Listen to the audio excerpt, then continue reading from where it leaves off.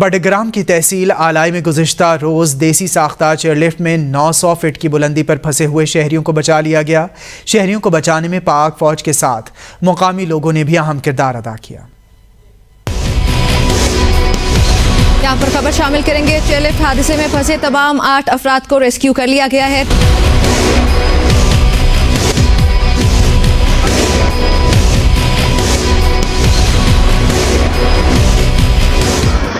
بچوں کے ساتھ چیئرلفٹ میں پھنسنے والے استاد گلفراز کے مطابق 7:15 بجے ڈولی میں بیٹھے اور کچھ فاصلہ طے کرنے کے بعد رسی ٹوٹ گئی۔ ہمارے علاقے میں بجلی کی طرح موبائل سگنلز کی بھی لوڈ شیڈنگ ہوتی ہے۔ سگنل آنے پر 8:30 بجے مقامی افراد کو حادثے کے بارے میں اطلاع دی۔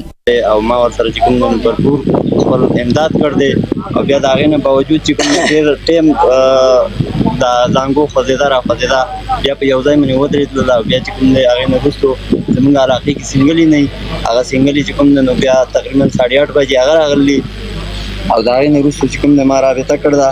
خیبر پختونخوا میں ڈولیاں تیار کرنے کے کاروبار سے وابستہ بچوں کو ریسکیو کرنے والے صاحب خان کے مطابق انہوں نے مغرب کے بعد آپریشن شروع کیا اور دیگر ساتھیوں کی مدد سے تمام افراد کو بچا لیا۔ انہوں نے کبھی کسی کی جان بچانے کا معاوضہ نہیں دیا۔ کامیاب آپریشن پر آرمی والوں نے انعام کے طور پر پیسے دیے۔ بڈگرام چیئرلفٹ میں پھنسے بچوں کی جان بچانے والے باہمت نوجوان محمد علی نے ABN نیوز سے گفتگو کرتے ہوئے بتایا کہ جب وہ لفٹ میں پہنچا تو بچوں کی خوشی کی انتہا نہ رہی۔ کامیاب آپریشن کے بعد بچوں نے خوشی سے گلے لگا لیا۔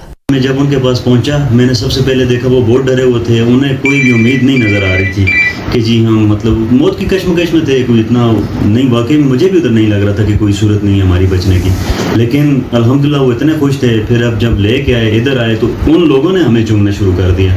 پھر جو وہ بندے تھے وہ تو ان کی حالت خراب تھی لیکن وہ بھی اتنے کانشیس تھے کہ وہ ہمارے گلے لگ گئے تھے۔ انہیں یہ تھا کہ یار یہ ہمارے لیے آج جو ہے نا فرشتے بن کے آئے۔ ISPR کے مطابق 13 گھنٹے کے آپریشن کے بعد 8 افراد کو بچایا گیا تھا۔